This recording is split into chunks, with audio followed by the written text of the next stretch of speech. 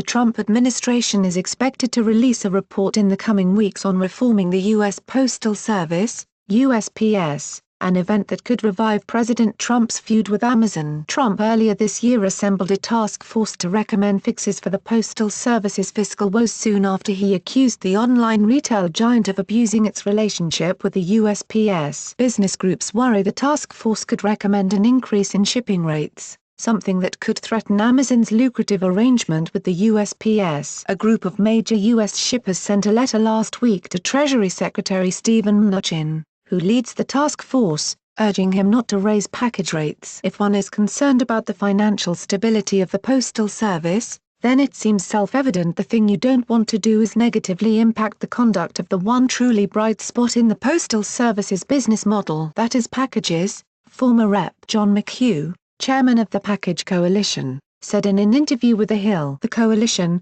which includes Amazon and its rival online retailers, was formed earlier this month, underscoring members' concerns that the task force report could result in price increases and service cuts. "We are extremely nervous about a situation in which this task force becomes about one company," said one industry lobbyist, who requested anonymity to speak freely about the business community's concerns. "Bottom line, Amazon is not the problem. There may be some nuance around how products are priced, but one company is not the problem here." Amazon declined to comment ahead of the report's release. Major mailers and shippers are crossing their fingers ahead of the release of the task force's findings. Trump issued an executive order in April creating the task force and gave it 4 months to draft its report. The group met its deadline, delivering the report to the president on Friday. Trump will be briefed on the report in the coming days, according to a Treasury Department spokesperson. The spokesperson said the Postal Service task force conducted outreach and engaged experts and stakeholders to evaluate the operations and finances of USPS in order to draft recommendations for re-establishing a sustainable business model for USPS. Task force members have kept those recommendations under wraps,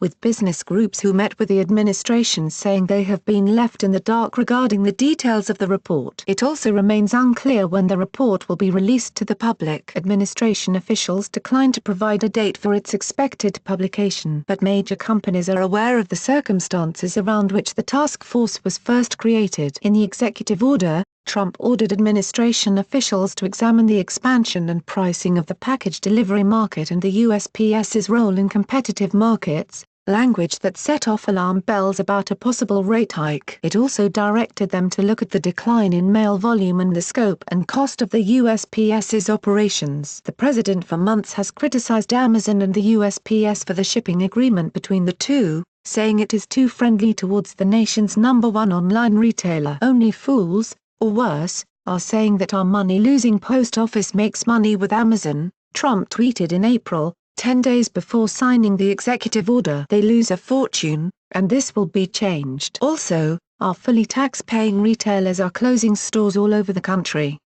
Not a level playing field. The Washington Post reported in May that Trump personally urged the U.S. Postmaster General to double the rate USPS charges Amazon and other retailers to ship packages, but was rebuffed. Trump's focus on the shipping deal appears to stem in large part from his animosity toward Amazon founder Jeff Bezos, who also owns the Washington Post. The president has raged against the Post's coverage of him and has accused Bezos of using the paper as a lobbying arm for Amazon, a claim Bezos and the Post deny. "The Amazon Washington Post has gone crazy against me ever since they lost the internet tax case in the U.S. Supreme Court 2 months ago. Next up is the U.S. Post Office, which they use, at a fraction of real cost, as their delivery boy for a big percentage of their packages," Trump tweeted last month. Critics say Trump's proposal would hurt, not help, the Postal Service. The USPS is in deep financial straits, reporting a net loss in $2.7 billion on $69.6 billion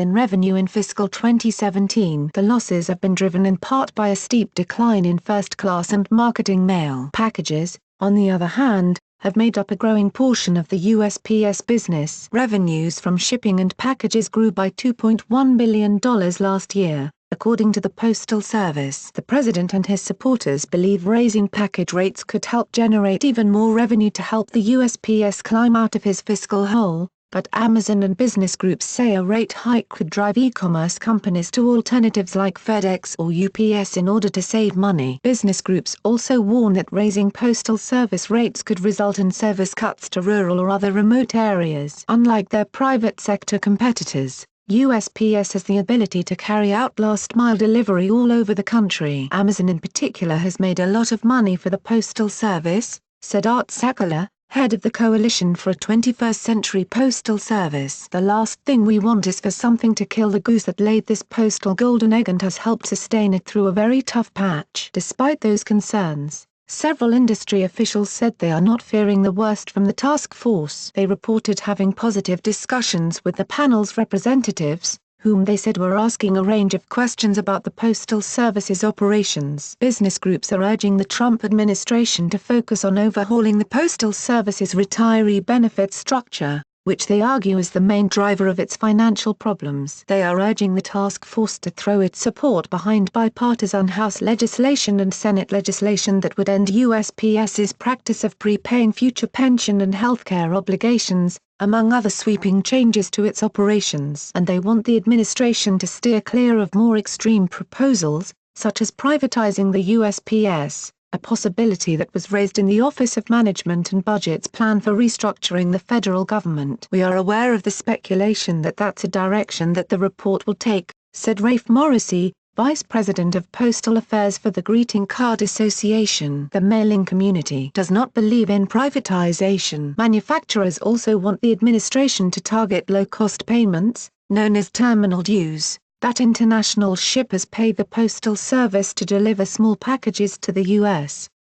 They argue Chinese companies have taken advantage of the payments, which are set by a United Nations body, to undercut their American competitors who must pay higher rates. It would be a huge missed opportunity if they don't go at the China problem here, said Patrick Hedren, Vice President for Labor, Legal and Regulatory Policy at the National Association of Manufacturers. Thanks for watching. What did you think of this video? Let us know in the comments section below. You can also subscribe for more videos like these in your inbox. Now if you are seeking the latest trends in fashion, and electronics and gifts and more of the coolest things that you never knew existed at the best prices, please feel free to visit www.atthismall.com. Once again, that is www.atthismall.com. If you are seeking the best in facial and clear skin regimens and products for women and men, including an opportunity to earn residual income, please visit our partner at www.jdro.my.randf.com. All links are in the description box below. Share this video with your friends and family. Since you're watching, we have a small favor to ask. More people are viewing our videos more than ever, but advertising revenues across the media are falling fast. And unlike many news organizations,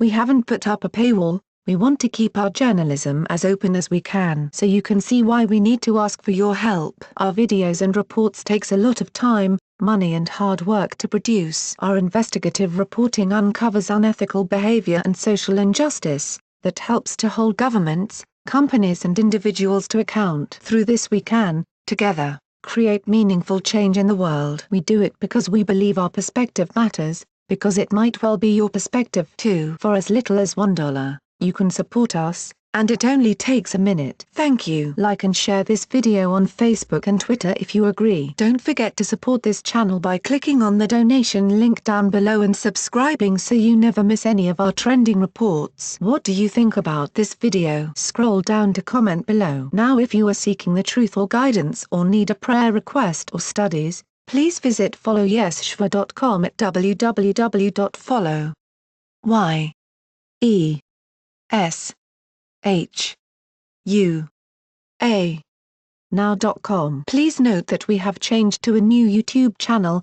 The link is in the description box below. Please subscribe to the new channel, as this one will no longer have new videos and reports posted to it anymore.